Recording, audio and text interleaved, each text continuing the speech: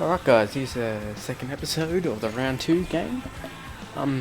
Yeah, I've been having a lot of problems with my USB to record, and I think I sort of did a DIY fix. Hopefully it all holds up, otherwise it's going to be a bit of a problem. So I think Ben Henry's the only person I bring in.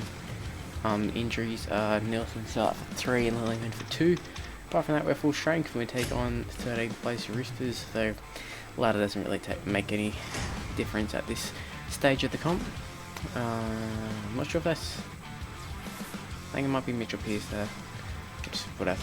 Don't care what jersey they were. We're gonna smack them. Now, didn't watch the Warriors game, but I believe they lost, so a bit of bad luck to them in real life, but the Bulldogs, the doggies got a win. Pretty impressive. Well, actually, it wasn't. I didn't think they were impressive, but they weren't really ever going to lose. I don't think. I never thought they were going to lose. So yeah, that's a positive. I'm not sure what the ground this is, because I don't think this is Mount Smart. So they must have moved their game or something, because I'm pretty certain this is Mount Smart. Might be Eden Park, whatever it's called. They played the Bulldogs there. It might be then. I don't understand. In all of these, Adam Henry, or whatever his name is, always gets on the wing. No Tuivasa-Sheck or Daniel Tupou for the Roosters there. It's a little bit strange, this. I know they kind of have to figure out what's the best rating, but yeah, ratings wise, you think Tuivasa-Sheck and Tupou would be their best winger, as they've played like every game. Yeah, I guess my opinion isn't very valid at this stage. I really hope they do fix a lot of things in Rugby League Live 3, if that's what they're going to call it. I guess I could talk about that. Oh, knock on straight away. That's one thing that needs to get fixed. When they do the kickoff, if you get it and you pass it straight away, a lot of times your player will just run straight past it. Oh, a party. I checked the team's stats, and Peru is faster. Oh, that's not who it was supposed to go to, but oh, luckily I didn't get a runaway, because that tends to happen to be a runaway. Just wanted to go for the little inside play. Yeah, intercepts are very annoying, and I just want to put it out there. It's all the people saying, "Oh, don't throw cut-out passes and stuff." 9 out of 10 times, like I know in the last episode, I just did one on purpose to just show you. But 9 times out of 10, you go to pass short, and because if you can't just pass to the person next to you just by pressing it, like if you hold it down like you could on all the other ones, you won't pass at all. So you just gotta do a quick pass all the time to pass directly to the person next to you. But yeah, if you're running sideways, instead of passing to the one who you'd think would go to, it goes to but throws a cut-out pass, which is intercept, and they usually score, which is very, very, very annoying, and it kind of kills the game for me. Oh, it's a good play. Sean Johnson. Oh, I was trying to put a little step on there. Guess we'll just do a grubber. Best option. Terrible kick. Also grubbers, yeah, grub it. But when they put kicks in, I think they need to be a little bit fixed up, because if I put in like a little grubber, all the players tend to just run forward, like from the defensive side, and I can pretty much, if I really wanted to, because then I don't want to do it all the time, because I just look it'll get so repetitive for the viewers to watch, and it gets repetitive for me, so I don't want to do it all the time. But I've purposely scored tries just from doing that. If I really need it, you can pretty much score every time. Oh, Kevin Lock through. Kevin Lock, that's a good try. Yeah, that's a very good try, Kevin Lock. He's very overpowered in this game. You don't tend to see that too often from him in real life, although he has the potential. Go to Bulldogs. Replace Barber. Yeah, Kevin Lock, pretty good player. But back to the topic of like what I think should change in the next Rugby League game. Yeah, so I was talking about the kicks. So Grubber, I've covered that. Also, you know, like you see like a person come through and they just do like they don't try like belt it, but they just sort of do like a place kick that goes like kind of in between the fullback and the normal defense, so you can get a bounce. On here you can't really do that. Like it always, I don't really know how to explain it. But the kicks are like they just go high and stuff. Like I'll try and do one, and I'll try to explain it if I can. Or Johnson, please, if you. Pretty sure I got this on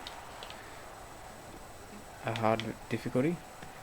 I mustn't, because I'm getting straight through them every time. So if it comes to the fourth tackle, I'll show you what I mean. Because you see a lot of times I guess I'm looking for maybe a drilled kick or something. I don't know. And we're not going to do that. Sonny Bill's going to run away. Oh no. Nathan Friend gets in. We'll just hold it down for the penalty. Uh-oh. Mitchell Pearce. He's going to find touch. He does find touch. I'm speaking of like penalties like that sort of stuff. I just saw the Cooper Cronk situation where I took out Darius Boyd when he was running through, and I thought for sure, thought for sure that was a sin bin offence. To be honest, I thought it was pretty light act, but a lot of the Storm tend to do that a lot of the time. If you're a Storm supporter, I'm sorry, but that's just how I feel about the Storm. I think they're a very dirty side, and I can't believe people always defend Slater. It hasn't really been until this year that there's been a few people that have come out in the media and said that he's a dirty player. But like, see all the time they're like, oh, it's Billy Slater, he's not that type of player, all that sort of shit. Like, I laugh every time. I find that hilarious. So this is the same guy who freaking used to go on with the knees all the time until they had to change the rules because of him. Stamp people in the face when he was first in the grade. Like, he's kicked people in the face when going up for bombs. So I can't, for people to say that he's like act like he's an angel, it's hilarious. And it's also people like Andrew Johns and all that sort of shit. So I don't know what their deal is. No, that's so stupid. If I want to offload, that's what I don't like about this game as well. The offload. I want to offload, but just because Johnson was there, it went straight to him, no matter where he's standing. They can't just throw it backwards and then the person goes and collects it. See right there.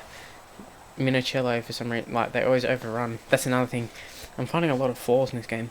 They are manageable, of course. I still find it a very fun game. But the thing is, like, they overrun the play a lot of the times. They've like no brain. See, like when you pass it there, they're flat-footed, and there's probably a way around it, but I just can't get it to work. Charlie Garb, I think that's his name. I took shit, I can't remember his name. Russell Packer, the pisser.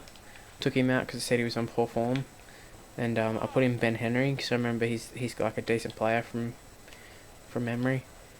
I'll try to do one of these kicks that I'm talking about, just like that. Oh shit! Uh-oh. I think that was kind of what I wanted, except I wanted it to be more drilled so he could go out. But yeah, not to worry. We're going 6-0 at half time. I'm hoping this is kind of somewhat entertaining. Took off the commentary. If you would like me to put on the commentary, let me know. But I probably wouldn't because they're pretty bad.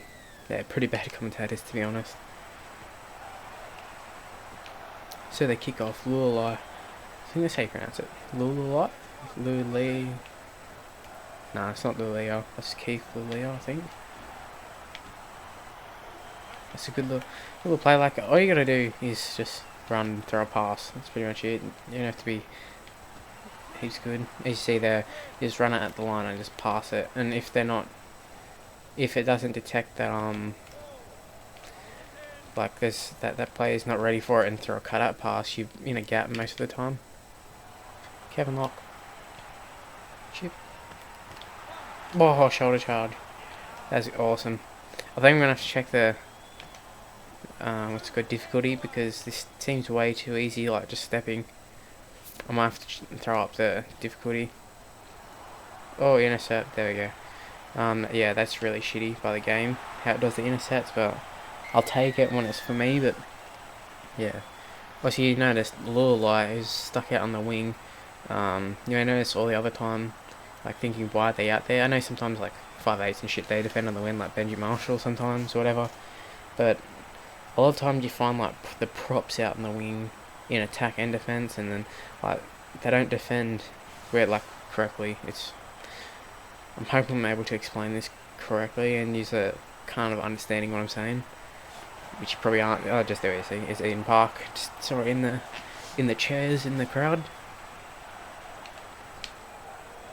But I know I'm shitting all over the game right now, but it's a huge improvement from the last one, Rugby League Live 1, or whatever it was called, Rugby League Live. It's way better than that, but whatever, it should be. They spent 2 years or something working on it, and I do like how they did the roster updates. I think that was awesome. We got the fish. Ah, damn. It's pretty cool. Just then, that was kind of real life. How you see them, they sort of jog up, and then just turn on the pace and just outpace them, and that's what I can see Fishiahi doing in real life. Just needs some strong defense, and that's not the type of defense that we want. Fishiahi at fullback. I'm gonna cross. I really like to see like Fishiahi or something come in at the Bulldogs, or Kevin Locke just to replace Barber. I do think. Ah, there we go. See, why is Rapira on the wing? No sense. No, but still, that's probably a better thing for me, but I just couldn't get the tackle. Just didn't read it very well. Well, I did read it, but I just didn't control. Damn. That's why I don't really like this angle, to be honest, but I think it's better for you to watch it. My preferred one, if I play online and stuff, I'll play behind the players. But yeah, I just find it easier to see what you're doing and control everything, but whatever. No excuses. Make some subs. Just going over, it's going to be 12-6. We'll take Mentoring off, put Madalino on. Sorry, not Mateo on, I should say. Elijah Taylor back on. At lock.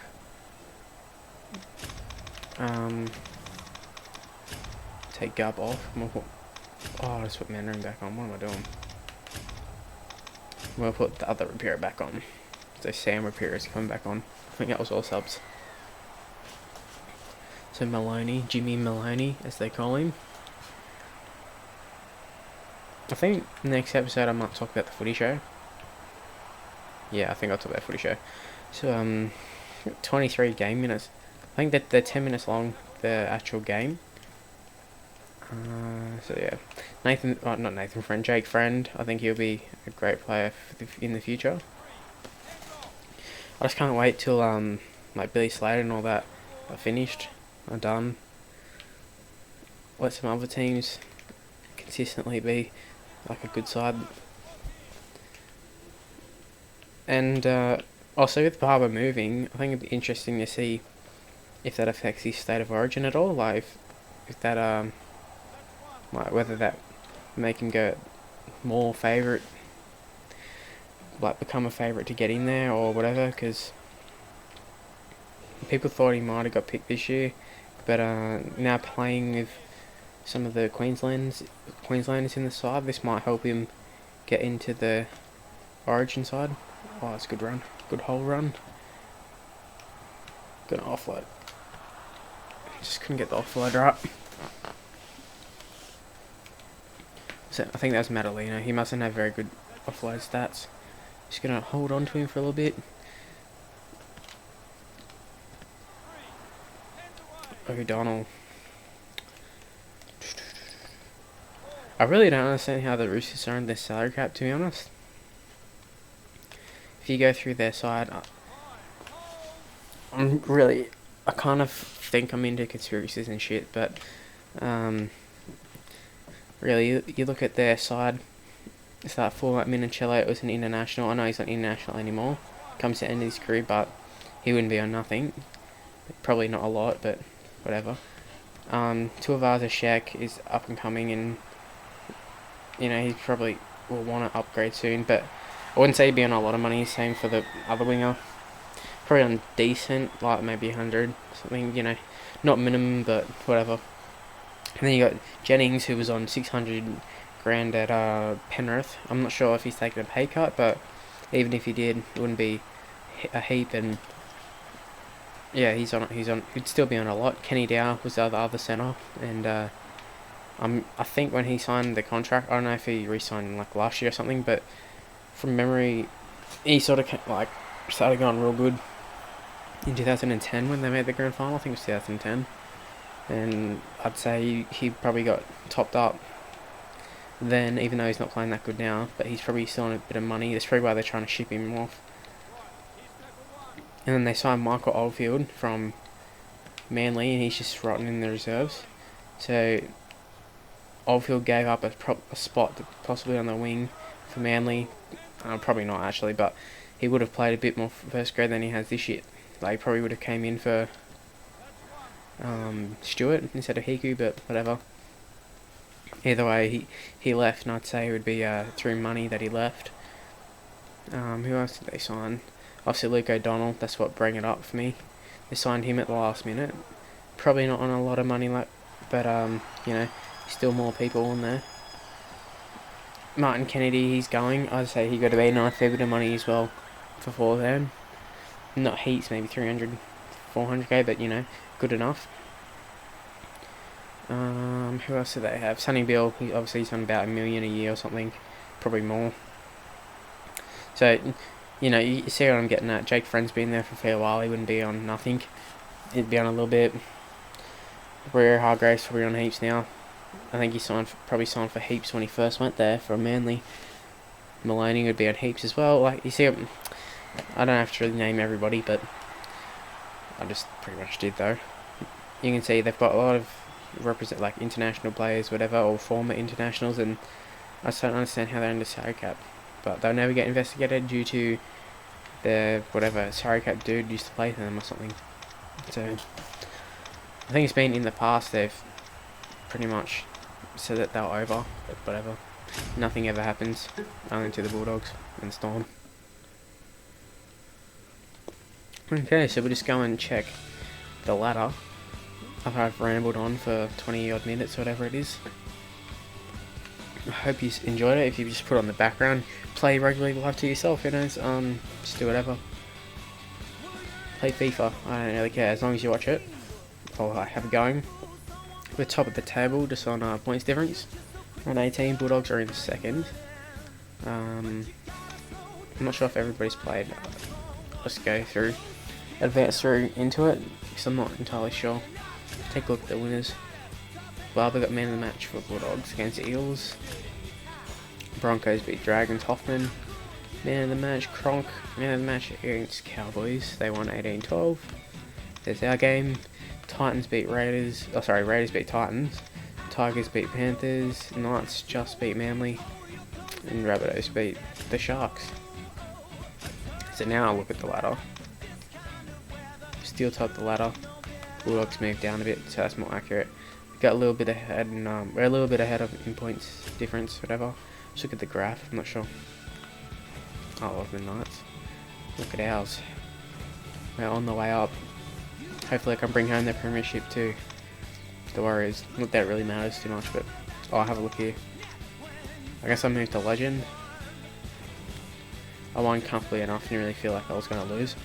So, yeah. Sean Johnson is tied for first, and let's try and get him the Dally M.